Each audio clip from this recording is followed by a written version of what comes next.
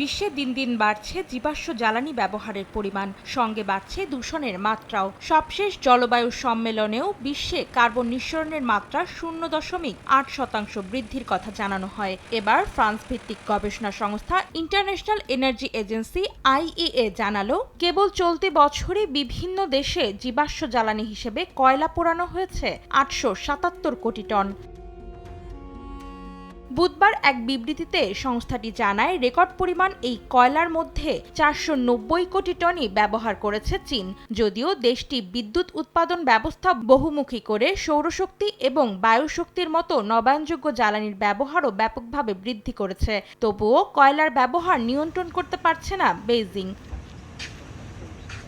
তবে যুক্তরাষ্ট্রসহ ইউরোপিয়ান ইউনিয়নভুক্ত দেশগুলো কয়লার ব্যবহার কমাতে সক্ষম হয়েছে বলে জানিয়েছে IEA। প্রতিবেদনে বলা হয়, 2023 সালের তুলনায় 2024 সালে কয়লার ব্যবহার EU জোটভুক্ত দেশগুলোতে 12% এবং যুক্তরাষ্ট্রে 5% কমেছে।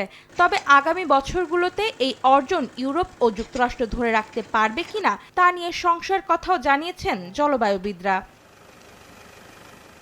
জীবাশ্ম জ্বালানি ব্যবহার নিয়ন্ত্রণ করতে না পারলে গ্রিনহাউস গ্যাসের নিঃসরণও নিয়ন্ত্রণ করা সম্ভব নয় বলে জানিয়েছে IEA। জাতিসংঘ ও অন্যান্য আন্তঃরাষ্ট্রীয় সংস্থা নিয়মিত এ বিষয়ে সম্মেলন, চুক্তি স্বাক্ষর, প্রচার প্রচারণা চালালেও সেসব উদ্যোগ কয়লার ব্যবহার নিয়ন্ত্রণে ভূমিকা রাখতে সক্ষম হচ্ছে না বলে মত বিশেষজ্ঞদের।